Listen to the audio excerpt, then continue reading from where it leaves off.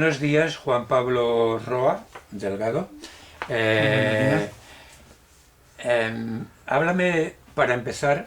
Sí. Bueno, en primer lugar, muchas gracias por tu amabilidad, por aceptar esta conversación que girará en torno fundamentalmente a la librería, a la editorial y también a tu obra y un poco tu trayectoria vital.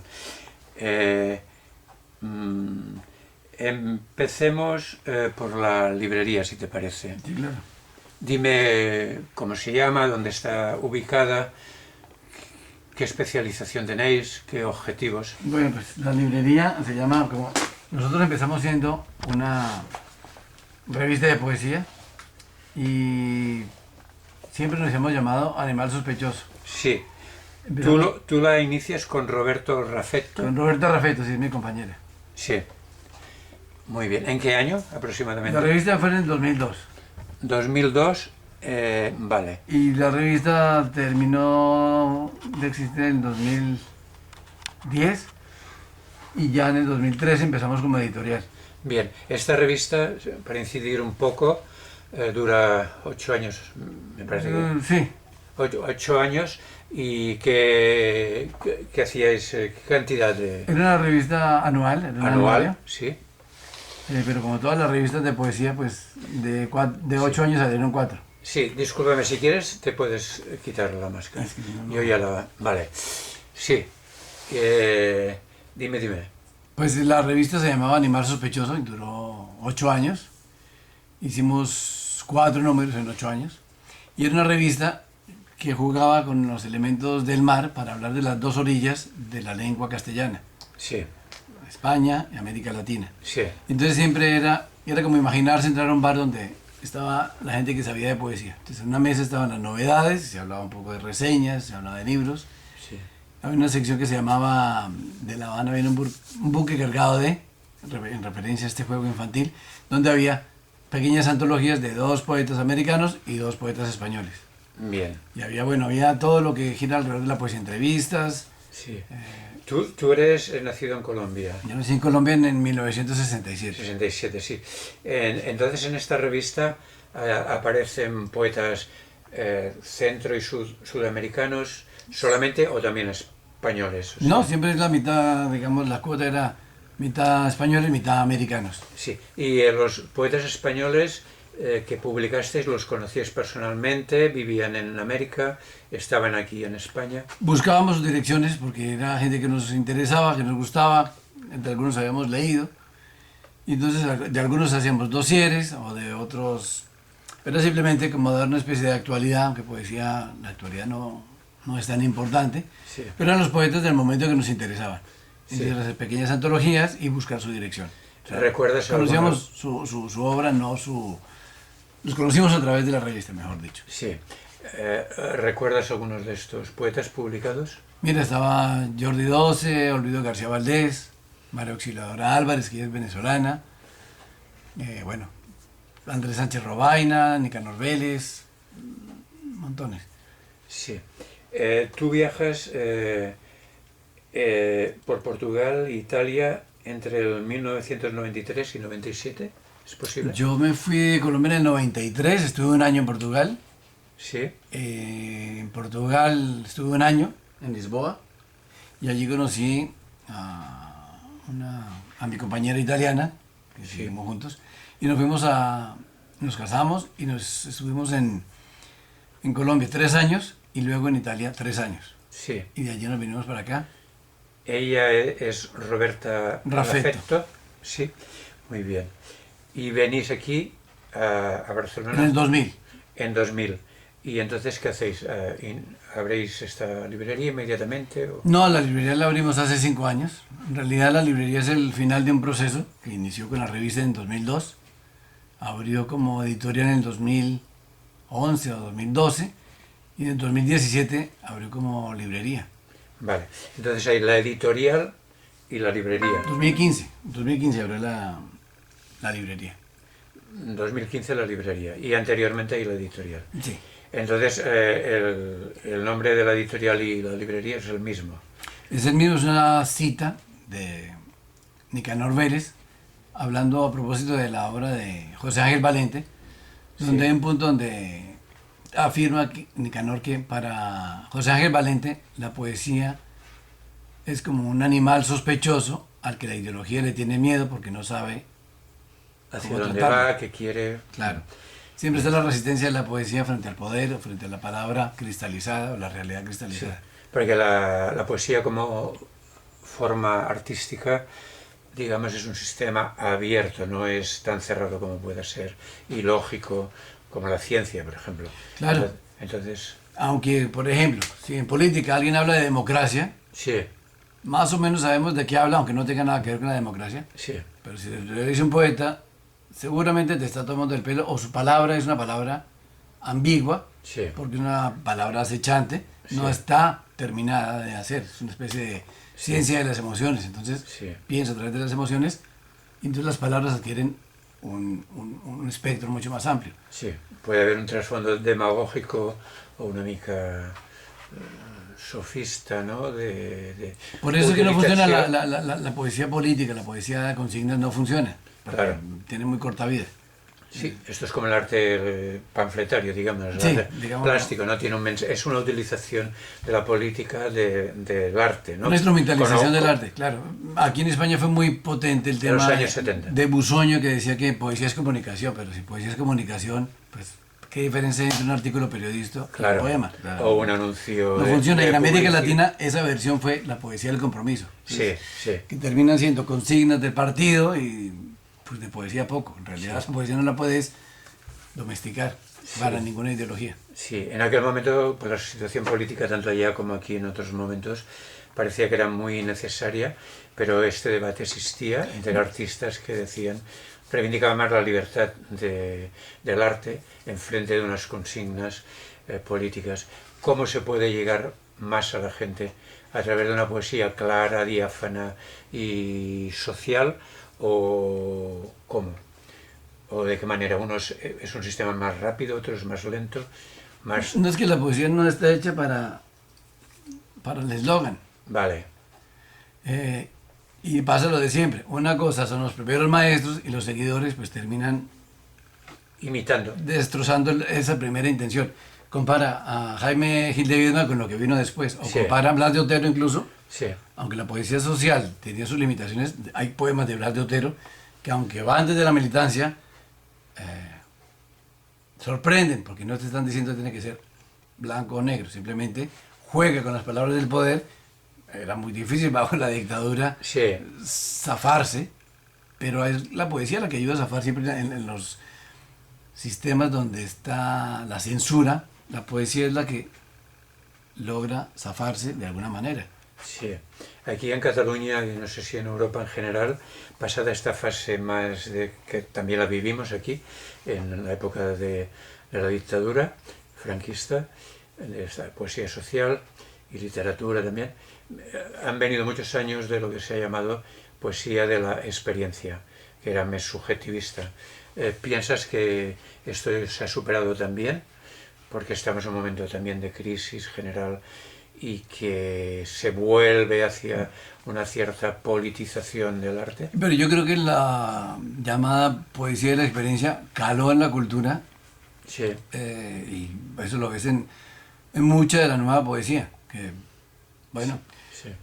hablamos de una experiencia, pero es una experiencia. Subjetiva.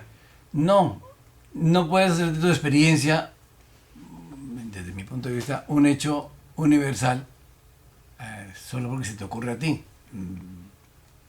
¿Y de qué experiencia estamos hablando? La experiencia de Jaime Gil de Viedma.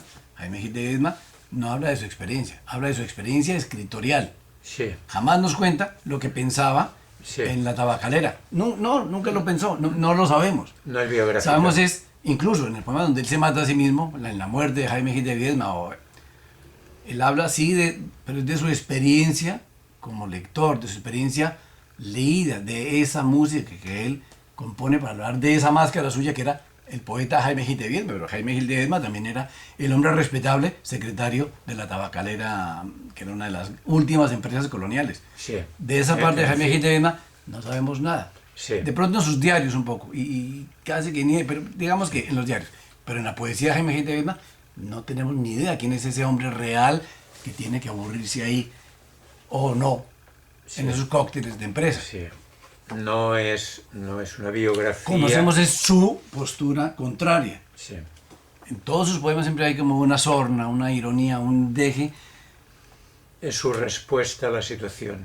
Claro, lo que haces vive. es ocultar, no es un mensaje de comunicación, porque para eso él Sí, busca un sí, sí, psicoanalista sí, sí. y habla con el padre y se Sí, acabó el sí, problema. sí. No, es donde pones todo lo que la Sí. poesía maneja desde la emoción. En el poema, punto. No, eso no es comunicación, eso es una obra de arte, eso Sí. es resistencia, Es en una el mejor de los casos. creación o una recreación de la realidad, ¿no? De alguna manera. No es un escape o una reconstrucción. No tiene Pero por qué- sí una recreación. no es un cristal transparente, es un prisma. Sí. Claro, entra Que la experiencia, deforma, pero ¿qué es lo que deforma- sale? Que deforma, sí.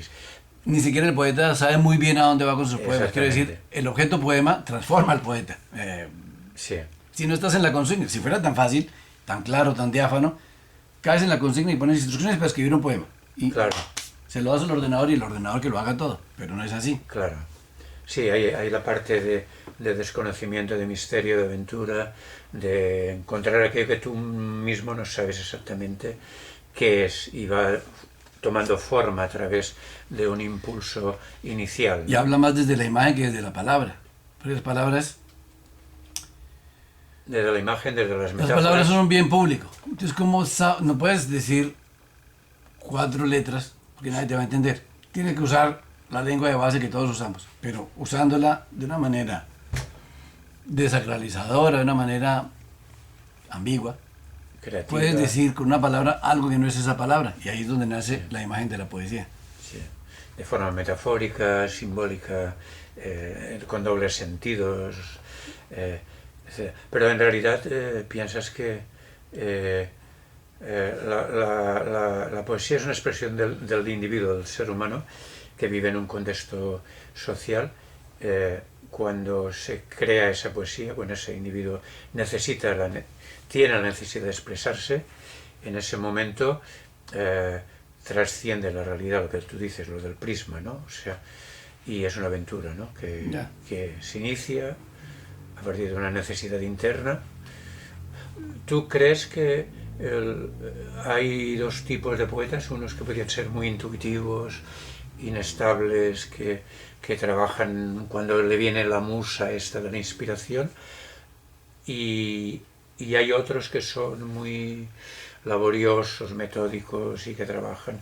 Yo creo que sí, pero es una distinción que, en mi opinión, a la larga no sirve de mucho, porque no la puedes domesticar. Vale. Hay Valerio Magrelli, este poeta italiano, Valerio Magrelli, tiene una forma muy bella de decirlo. Y es que para él, aunque no siempre estás escribiendo poesía, porque no puedes siempre estar escribiendo poesía, a veces hay silencio, la poesía también es estar de brazos cruzados, pero el poeta está alerta. Puede que no escriba poemas todo el tiempo, pero está alerta a esta imagen, a esta palabra, y algún verso escribe. Aunque esté en época seca, siempre tiene que ser como una antena en un radio. Sí. Disponible a que suceda el poema. Si no sucede, no, es porque no sucede, pero puede suceder el poema. Sí. Entonces, disciplina o no disciplina, nunca puedes forzar la poesía. No puedes, hoy vamos a escribir, lo puedes hacer, pero el resultado es... metódica y mecánica, no... Digamos, no es la carrera de fondo del prosista. Que hoy me escribo 3 capítulos, hoy un capítulo, hoy un párrafo y todo lo que es un párrafo. Sí. La poesía es más... Puedes hacerlo, pero no te va a decir nada del poema. Ese animal no se va a despertar hasta cuando no se le da la gana. ¿Y tú cómo actúas, cómo te sientes dentro de este proceso creativo? ¿Qué métodos, cómo lo vives esto? ¿Qué metodología tienes? Ninguna. A ver, ninguna. Es como ponerse, hablemos del jazz, es como ponerse en un mood, en un estado en el que hay una sintonía. Entonces tú puedes ir y volver a esa sintonía, no cuando quieras, mientras dura, para mí, el libro de poemas. Hay como un estado en el que puede surgir un libro, porque yo no pienso en el poema solo. O cuando pienso en el poema solo, quiero pensar que hay posibilidad de corregirlo, de volverlo a decir, ni siquiera de corregirlo, lo vuelvo a decir. Ya es un dicho muy generalizado, de que el poeta escribe un único poema. Yo estoy de acuerdo con eso. Es decir, vuelves a escribirlo porque lo que no te cupo ahí, quieres volverlo a escribir varias veces, tienes 3 o 4 temas y los repites hasta el cansancio y ese es tu, digamos, tu destino, por decirlo de alguna manera. Pero tienes, de alguna manera, cuando empiezas a escribir un poema nuevo que te abre un camino nuevo, por ejemplo, tienes ya algún, consciente o inconscientemente, un proyecto, una voluntad de que eso constituya ya un libro y entonces ya diriges tu creación hacia una coherencia de un cuerpo. A ver, una cosa es cuando está el momento de la escritura, que puedes intuir por dónde vas y sabes más o menos de qué estás hablando. Luego cuando lo relees y lo estás pensando como libro o como poema, pues tienes que limpiarlo o volverlo a entender, porque la sola organización ya es otra manera de presentarlo y de sentirlo, ese poema o ese libro de poemas. Entonces, lo que se hace finalmente es reorganizar. Entonces, ahí sí aprendes a adquirir conciencia de tus constantes. Entonces, puedes mover una sílaba por aquí, puedes afinar. Ahí eres muy consciente en el momento de corrección, pero en el momento de escritura es un momento que dura lo que dura. No te puedes poner en actividad redacción. Escribes. Ya después, cuando te pasa esa furia de tomar notas y de escribir, reposas, relees y vas limpiando el ripio, vas reorganizando incluso las estrofas o tiras partes del poema y te quedas con esa perla que es el poema. Lo de que más que el ripio, pues aprendes a quitarlo. Entonces son como dos momentos, 2 caras de una misma moneda. O sea, tú escribes, no puedes ponerte... Llega una señal, tú escribes. Sí. Claro, en la emoción seguramente habrá cosas que corregir, cosas que... Si puedes afinar la música para que el pensamiento entienda mejor, pues lo afinas. Claro. Y en ese sentido sí que hay una redacción del poema, pero no es que voy a decir, hablo de la mañana clara y termino en pájaro. No porque entre la mañana clara y el pájaro, de pronto yo lo que tengo es determinada angustia que no sé ni siquiera yo mismo cómo verbalizar. Claro. La verbalizo con un verso, con varias palabras que no son lo que significan esas palabras. Para eso existe el verso. El verso contradice el lenguaje. Sí. El verso nos lleva a una sonoridad. Entendemos la poesía desde sonoridades. Y yo hago aquí un símil a los que nacimos en el siglo pasado, y es que cuando te regalaban tu primer LP, el disco, aquel negro de 45 revoluciones, por ejemplo, a mí me sucedió, Jethro Tull, me lo regalaron y yo no entendí nada. Yo lo puse, me gustaba un tema y el otro no me gustaba. Lo volví a poner y así, después de un año dije, me gustan estos 4 temas, y cuando compraba el siguiente disco, sabía cuáles eran los 4 que me iban a gustar. Un libro de poemas es lo mismo, lo lees, no es una novela que terminas a toda carrera y te enseñó algo, no, es un poema, tienes que volverlo a leer, porque en la relectura es donde sale la verdadera dimensión de cada poema.